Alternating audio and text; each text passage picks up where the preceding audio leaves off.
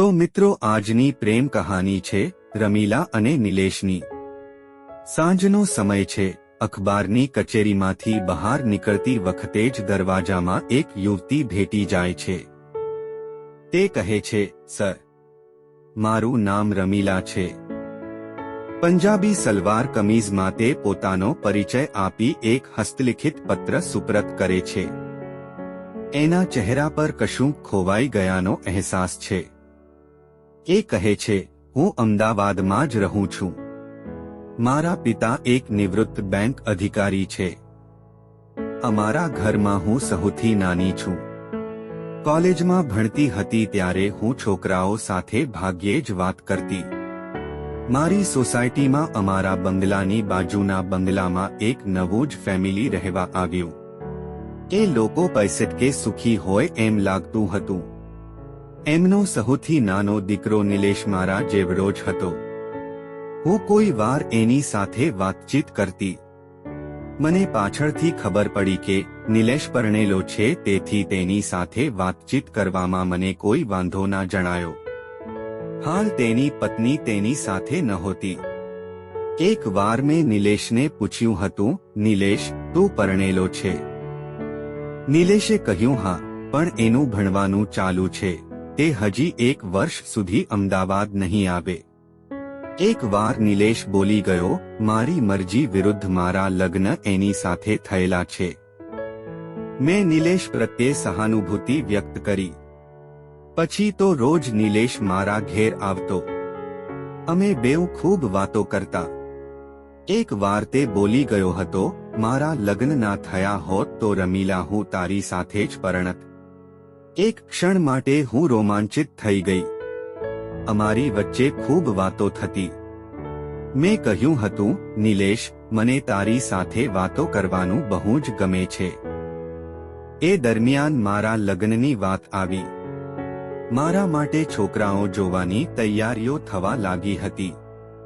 આ વાત જાણ્યા બાદ નિલેશ એકદમ ચીડાઈ ગયો।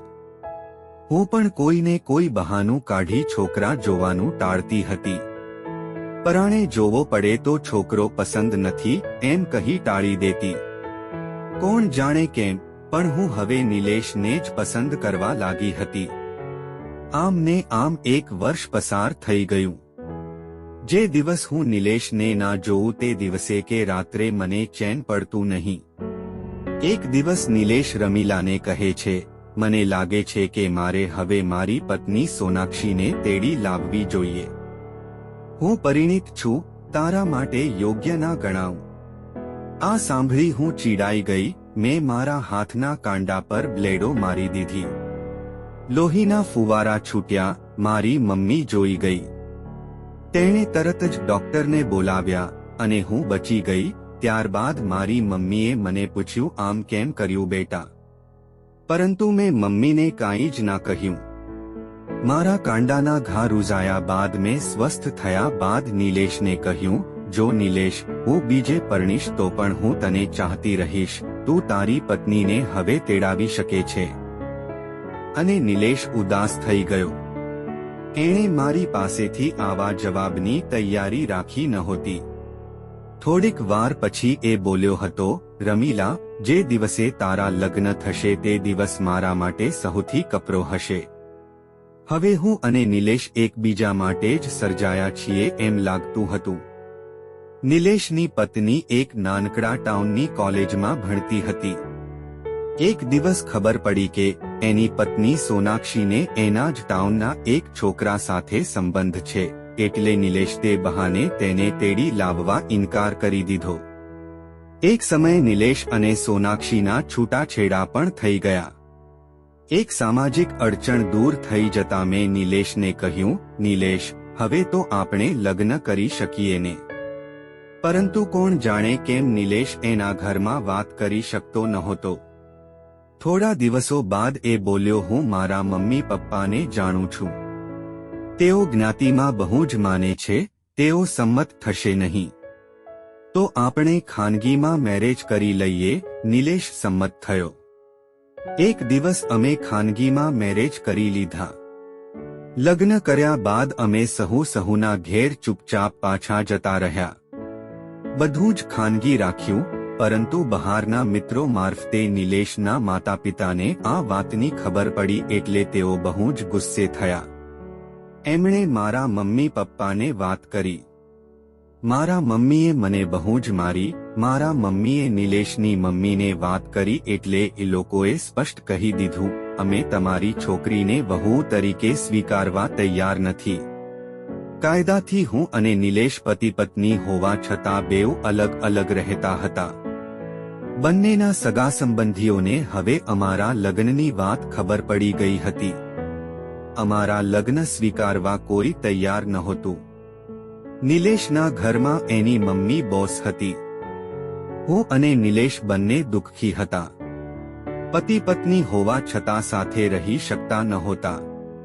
નિલેશની મમ્મીએ એનો ફેંસલો આપી દીધો, નિલેશ રમીલાને આ ઘરમાં પ્રવેશ નહીં મળે. નિલેશ અને હું બંને દુઃખી થઈ ગયા.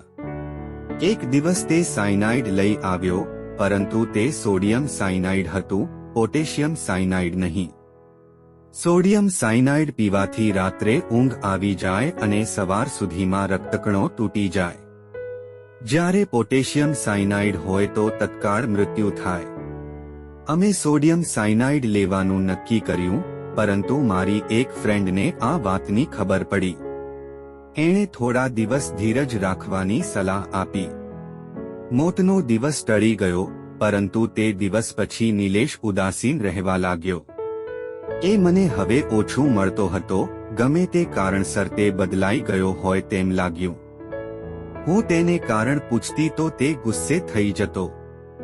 એક લગ્ન પ્રસંગે કોઈએ એને મારા વિશે પૂછ્યું તો તે એના મિત્રને મારવા દોડ્યો. તેનું વર્તન અસામાન્ય હતું. કોઈની સલાહથી હું તાંત્રિક પાસે ગઈ. તાંત્રિકે મને કહ્યું કોઈએ તારા પતિ પર મેલી વિદ્યાનો પ્રયોગ કર્યો છે. તાંત્રિકે એક કુંડામાં પાણી રેડી અંદર કંકુ નાખ્યું. તે થરથર ધ્રુજવા લાગ્યો. એ બોલ્યો, લો જુઓ, આ છે ઘુવડનું કાળજું. તારી સાસુએ તારા માટે કોઈ પ્રયોગ કર્યો છે. તારો ધણી તને કદી નહીં સ્વીકારે. રમીલાએ કહ્યું, તો હું શું કરું? તાંત્રિક બોલ્યો, તારી સાસુના પ્રયોગનું વાળણ કરવા મારે હરદ્વાર જવું પડશે અને 10,000નો ખર્ચ થશે. રમીલાએ કહ્યું, પણ મારી પાસે એટલા પૈસા નથી. તાંત્રિક બોલ્યો, તો હું કાંઈ ના કરી શકું. મેં કહ્યું, મારી પાસે સોનાની વીંટી છે. તાંત્રિક બોલ્યો, ચાલશે. મેં સોનાની વીંટી આપી દીધી. તાંત્રિકે કહ્યું, જા બેટા, તેરા પ્રોબ્લેમ સોલ્વ હો જાયેગા. હું ઘેર આવી. તાંત્રિકની વિધિ અને અવધિ પૂરી થાય એની રાહ જોવા લાગી. નિલેશ હવે ઝાઝુ ઘેર રહેતો નહોતો. નિલેશ જ્યારે મને દેખાતો નહીં ત્યારે હું વિહવળ થઈ જતી. કેટલાય દિવસો સુધી નિલેશ ન દેખાયો એટલે હું સમજી ગઈ કે મારી સાસુએ જ કોઈ બીજી ચાલ ચાલી છે. એક દિવસે મેં મારી સાસુને પૂછ્યું, નિલેશ ક્યાં છે? સાસુએ કહ્યું, તું શોધી કાઢને. મેં કહ્યું, તમે કોઈ તાંત્રિક પાસે વિધિ કરાવી એને ગાંડો કરી દીધો છે. મારી સાસુએ કહ્યું, તો તું પણ મંત્રાવી લેને. હું ચૂપ થઈ ગઈ. થોડા દિવસો પસાર થયા. મારા તાંત્રિકે આપેલી સમય મર્યાદા પણ હવે પૂરી થવા આવી હતી. નિલેશ ન આવ્યો તે ના જ આવ્યો. મેં અનેક દોસ્તો મારફતે પુરહાવરાવ્યું, પણ નિલેશ ક્યાં છે તેની કોઈ જ ભાળ મળી નહીં. હું તાંત્રિક પાસે ગઈ. મેં કહ્યું, તમે તો કહેતા હતા કે બધું બરાબર થઈ જશે, પરંતુ મારો તો વર જ ગુમ છે. તાંત્રિક બોલ્યો, તારો વર સુધરી ગયો છે. મેં બધી વિધિ કરી તે કારણે જ, પણ તે ગુમ થઈ ગયો હોય તો હું શું કરું? મારે એને શોધવા નવી વિધિ કરવી પડશે. બીજા 10,000 રૂપિયા જોઈશે. મેં કહ્યું, હું પૈસા ક્યાંથી લાવું? મારી પાસે એક વીંટી હતી તે પણ આપી દીધી. હું કમાતી નથી. ઘરમાંથી ચોરી તો કરી શકું નહીં. મારા પિતા નિવૃત્ત છે. બત્તમાંથી જ ઘર ચાલે છે. તાંત્રિકે કહ્યું, વિધિ કરવા પૈસા તો જોઈશે જ. પૈસા લઈને આવજે, નહીંતર ધણી વગર રહેજે. અને હું રડતી રડતી મારા ઘેર આવી. આ વાતને મહિનાઓ થયા. હજુ મારો નિલેશ ક્યાં છે તેની મને ખબર નથી. મને લાગે છે કે મને મારી સાસુએ છેતરી છે. તાંત્રિકે પણ મને છેતરી છે. મારા માતા પિતા મને મદદ કરી શકે તેવી સ્થિતિમાં નથી.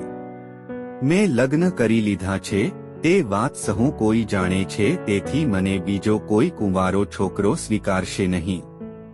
મારી સાસુએ ગમે તે કાવતરું કરીને મારા નિલેશને ક્યાંક મોકલી દીધો છે. મારો નિલેશ આવો બદલાઈ જશે તેની મને ખબર નહોતી. રાતોની રાતો હું ઊંઘી શકતી ન હતી. રમીલા એની વાત પૂરી કરે છે. રમીલાની માં કહે છે, નિલેશે પણ તને છેતરી છે તેમ નથી લાગતું રમીલા. રમીલા બોલી ઉઠે છે, ના ના, મારા નિલેશમાં મને વિશ્વાસ છે, નિલેશ એવો નથી. કહેતા રમીલા એના લગ્નના રજિસ્ટ્રેશનના પુરાવા હાથમાં મૂકી કોઈ મદદની આશાથી જોઈ રહે છે. નિલેશ હજી ગુમ છે. રમીલા એ વાત સમજવા તૈયાર નથી કે પરિણીત પુરુષને ચાહવું તે સાયનાઇડ કરતાંય વધુ કાતિલ છે. માતા પિતાની સંમતિ વિના કરાતા ગુપ્ત પ્રેમલગ્નોનો આવો જ અંજામ આવતો હોય છે. રમીલાની હાલત કટી પતંગ જેવી થઈ ગઈ હતી. ત્યારબાદ તે નિલેશને ગોતવાનો પ્રયત્ન કરે છે, પણ નિલેશ તેણે ક્યાંય મળતો નથી અને છેવટે તે પણ નિલેશ વગર પોતાનું આખું જીવન વ્યતીત કરે છે. તો મિત્રો, તમને આ ક્યુટ અને romantic heart touching love story કેવી લાગી? જો તમને ગમી હોય તો અમારી આ યુટ્યુબ ચેનલને સબસ્ક્રાઇબ કરી લેજો, જેથી કરી આવી અવનવી વાર્તા તમને રોજે મળતી રહે.